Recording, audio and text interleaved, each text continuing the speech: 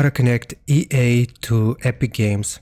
So what we want to do is search the store here for Sims 4, and I'm going to explain why this is the case. So we want to click on Sims 4 here, and you want to click on Get.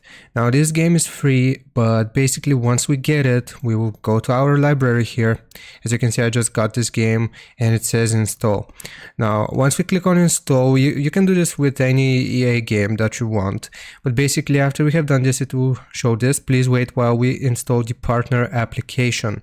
Now what we want to do here is log in with our EA account. So sign in with your EA account.